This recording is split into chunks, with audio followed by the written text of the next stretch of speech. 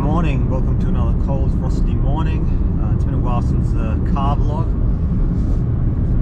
Yes, it'll be a very interesting start to the day. It's about 0 degrees outside, but yeah, I'm getting used to it slowly. Yeah, it does become easier as you slowly acclimatize. It's only when it initially sort of hits you that it's difficult to do this sort of job. But as I'm on my way to work right now, I wanted to talk a bit about work-life balance.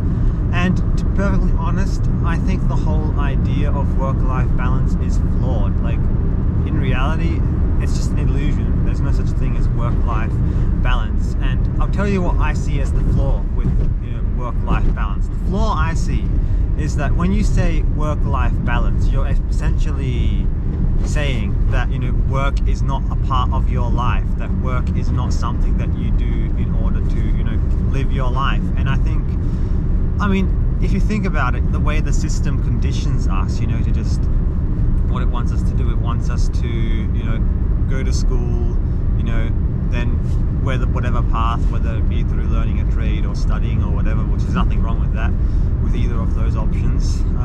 But anyway, after school, the goal is to get us into, the workforce, working for someone else, especially working for big corporations, getting us into that system, and then of course work till you retire and all of that. And I hear there's this concept of work-life balance that people talk about a lot, and I myself have talked about it, not necessarily always on this channel, but like I didn't talk about it much, I think. But in real life, we all talk about work-life balance. Oh, I'm so busy, I need more time for myself, for living life. And if you really think about it, it's a very sad way to live when you're struggling to achieve work-life balance, because essentially that when you need to achieve work-life balance, it basically means that work is not something that you enjoy. It's not something that you want to be a part of your life. So thus, of course, then the mind wants to separate work from life, because ultimately we all chose, like I truly believe we all chose to be here, to come and incarnate here on this planet. People will disagree. People will say, oh, this is a soul trap, and this is it's because of our karmic issues, we're sent here as a punishment. I've heard people say all of that, but I truly don't believe that, because I truly believe that this world, this earth, is a beautiful place, and I do believe we all chose to be here, and we all came here for a reason, to accomplish something and experience some aspect of physical existence. That's what I believe. And the whole idea of work-life balance really throws that off, where you're essentially postponing living your life. Like, just think about it. You work in the system where until you retire, basically, and even then there's no guarantees. People will work their whole lives, 40, 50 years until they can retire, and then what? Then they suddenly can live their life. But in that time, nothing is guaranteed. They might have they will no longer be in their prime. They will develop all sorts of health issues along the way. Maybe that's more and more common, of course.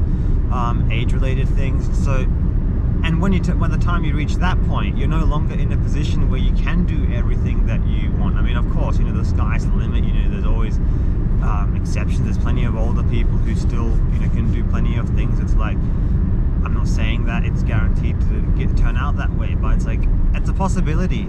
And I think we shouldn't be living in a system where we're not allowed to just go and live our lives. It needs to change. It really does. And I'm going to talk a bit about my own example. So I'm not going to say, oh, look at me, I'm out of the matrix, la la la. No, I'm still here. I'm still working for someone else.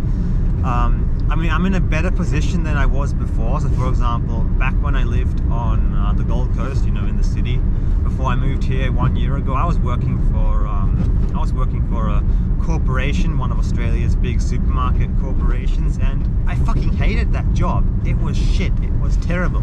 I mean, looking back, I am grateful for the experience from it, because it really opened my eyes and showed me, look, I don't want to be sitting here working for someone else, especially not a faceless corporation. That's a big thing. And it's like, out here, what I'm doing now, this job here, is it my dream job? Is it something I want to do for the rest of my life? No, this is a temporary stage of my life.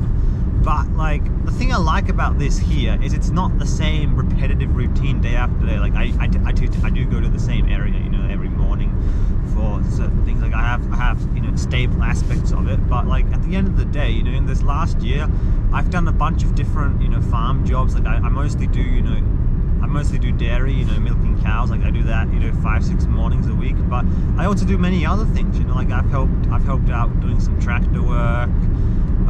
You know, like yesterday, for example, I came for some extra things in the afternoon. There's always so much different things to do, and it's like, overall, I actually really enjoy the experience of doing farm work. I really do. Not a lot of people would say that, but I really do enjoy it. And you know, people would talk about, you know, oh, the pay's crap. Well, to be honest, the pay here is it the highest? No, but it's about the same as what I was getting at my supermarket job, and I much prefer to be here because, number one, I get to work outdoors a lot, you know, closer to nature. You're away from the hustle and bustle, and it's not busy all the time. And like most of the time, I do get quite a lot of autonomy. Like when I'm going around herding cows, milking cows, and doing a lot of the work around the farm. Like a lot of the time, I'm actually alone. I don't have anyone staring at me, looking over my shoulder. Like I work with other people on the farm. I work with, you know, the guy I work for, all of that. But at the end of the day, it's like,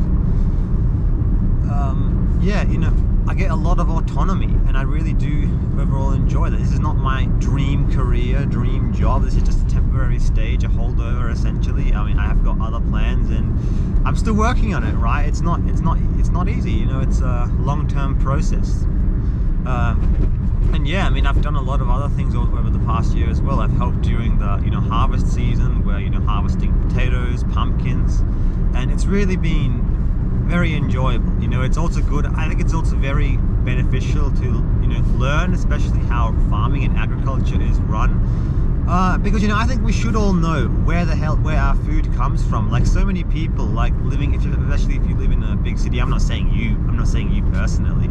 I don't know where you're from, but like so many people living in the big city, like they have no idea where any of this comes from. They have no idea where their food comes from, and like this has also opened my eyes into more in terms of, you know, some of the problems regarding, you know, farming and agriculture. Like there's many things I don't like about it. I mean, I enjoy where I'm working. It's a small family-owned farm, and I'm not working for, you know, big farming corporations. Like there's a big difference between the small family-owned farms and of course, you know, farming properties and all of that are owned by these big corporations. Like there's one, you know, big family around here that owns a lot of the land, and you know, everyone hates their guts because a lot of the practices they do, it's not right. It really isn't. But I'm not going to talk about that now.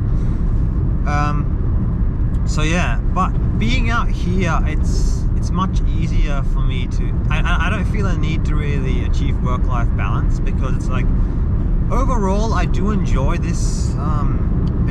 It's a good experience for me. It's not my dream. It's not something I want to do for the rest of my life. But yeah, it's really showed me that it's not about doing work-life balance. Like if you're in a job that you absolutely hate, where you feel that you need work-life balance, it's just, in the long term, you got to get out of it. It's not. I know it's not always possible to do it, you know, overnight. You need to come up with some sort of plan. But at the very least, like if you're in a job you hate, like, and you're in it with, you know, there's no end in sight and all of that, that's a really terrible place to be. And it's like, you got to get out of it. Like with my job at the supermarket, I didn't even choose to get out of that job. I lost that job back when all the mandates came in. I refused to get a certain medical procedure, which I've talked about a little bit on this channel. Yeah, because of, you know, during the times of the Mexican beer plague, when all the mandates came in, I refused to get a certain, you know, medical procedure, injection, and because of that, I lost my job. And the funny thing is, you know, half a year later, when all the mandates were lifted, I mean, I'd already moved out here, and I actually got offered because I didn't technically get fired. I was only stood down, all of that. But yeah, you know, and anyway, what happened was a few months later, you know, half a year, when the mandates were all, you know, dropped and things opened up, I was actually offered that job back, and I was like, fuck no, and I quit. So yeah, I was like, there's no way I'm going back to that. No, I'm going back to that place. I'm out here now.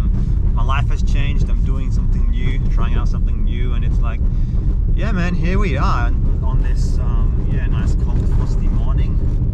Yeah, someone must have been something didn't go according to plan here, because there's a lot of dirt and stuff that has just been dumped on the road. Yeah, a lot of frost as well on the sides and a bit of mist. So yeah, anyway, almost there now. So I hope you all enjoyed. This has been a great one. See you all in the next one. Ciao.